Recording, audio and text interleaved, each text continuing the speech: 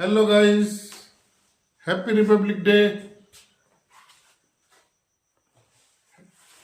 आज का दिन रिपब्लिक डे के नाम से मनाया जाता है। 26 जनवरी 1950 को हमारे देश का संविधान लागू हुआ था, इसलिए हम इसको रिपब्लिक डे 26 जनवरी को मनाया जाता है। इसकी हमारे देश में बहुत महत्ता है। हम इस दिन को कभी भुला न सकेंगे। तो सबसे पहले देशभक्ति की बातें कर लेते हैं। तो इस उपलक्ष्य में मैं आपको ज्यादा कुछ ना कहते हुए दो शेर अर्ज करता हूं, मुलाहिजा फरमाइए।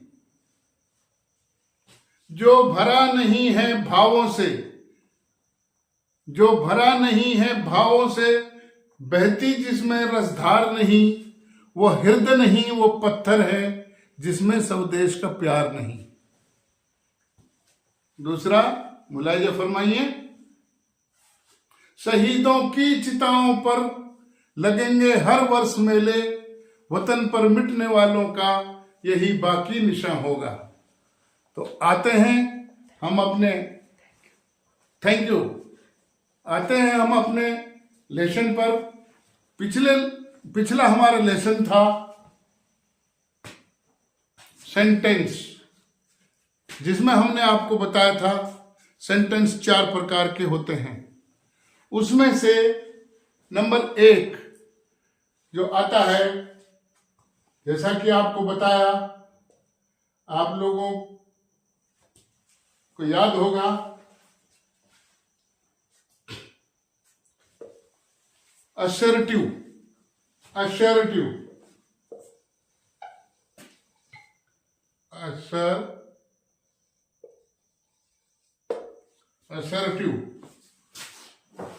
नोट कर सकते हैं, पहले नोट करा चुके हैं आप लोगों को।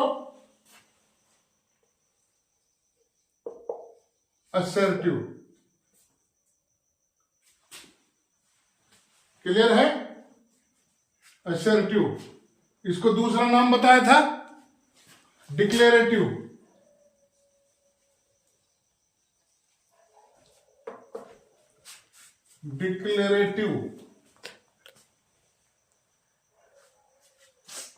ठीक है, डिक्लेरेटिव, असर्टिव, डिक्लेरेटिव। हिंदी में इसको बोलते हैं साधारण वाक्य। अभी इसकी परिभाषा कह लीजिए, डेफिनेशन कह लीजिए। These sentences make a statement or assertion। कहने का मतलब, जैसे हिंदी में बोलेंगे, जो वाक्य हाँ या ना का बोध कराते हैं उन्हें साधारण वाक्य कहते हैं। assertive, sentences make a statement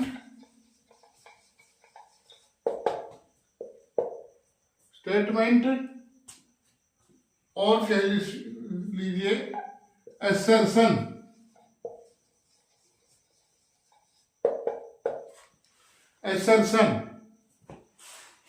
कहने का मतलब हिंदी में है, जो वाक्य हाँ या ना का बोध कराते हैं उन्हें असर्टिव और डिक्लेरेटिव सेंटेंस कहते हैं। इन्हें साधारण वाक्य कहते हैं। अब हिंदी में इसको लिखने की जरूरत है। इंग्लिश में नोट कर लिया या समझ लिया? हिंदी में नोट करने की जरूरत मैं नहीं समझता हूं, लेकिन हमारी क्लास अभी शुरुआती दिन है और स्टैंडर्ड थोड़ा छोटा कह लीजिए, लोअर स्टैंडर्ड कह लीजिए। दैट्स वाई मैं हिंदी में भी आपको लिख दे रहा हूं। जो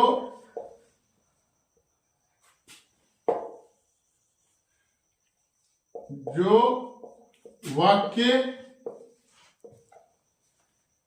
हाँ या ना का बोध कराते हैं उन्हें क्या कहते हैं? असर्टिव, डिक्लेरेटिव या साधारण वाक्य कहते हैं। एग्जाम्पल, अब इसके एग्जाम्पल आते हैं, उससे आपको ठीक से समझ में आ जाएगा। जैसे कि he is playing,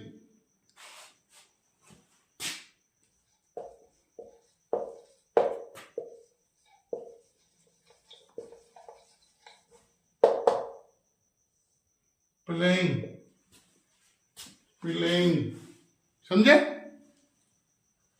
she is a good girl, she is ए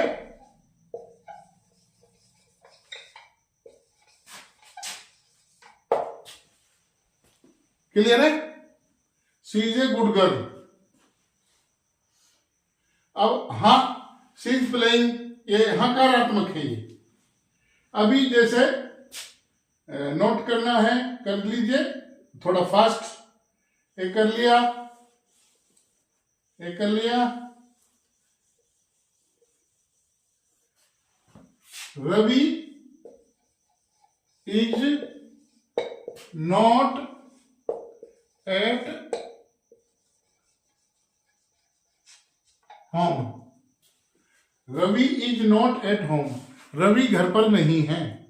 समझ गए? अब आता है Ravi is not at home.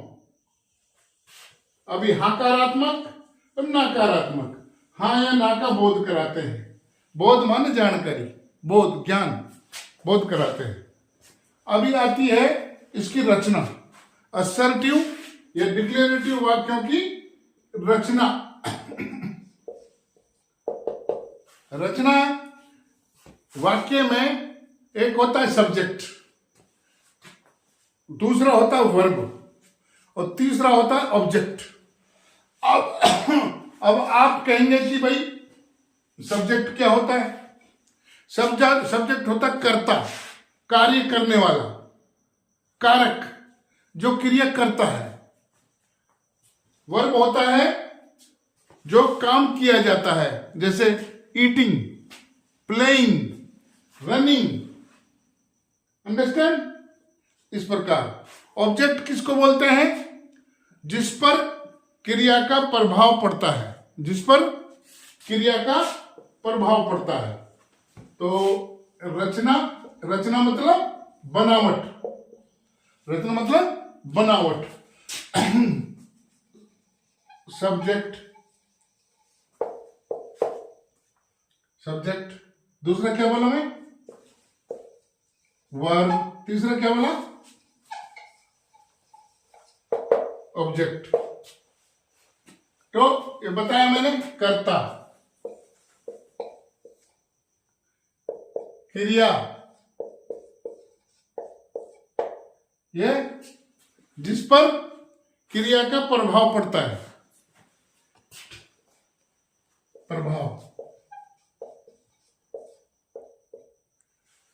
प्रभाव पड़ता है। इस प्रकार we can say subject plus verb plus object. Understand? तो पहले यहां से मिटाता हूं, नोट कर लिया होगा।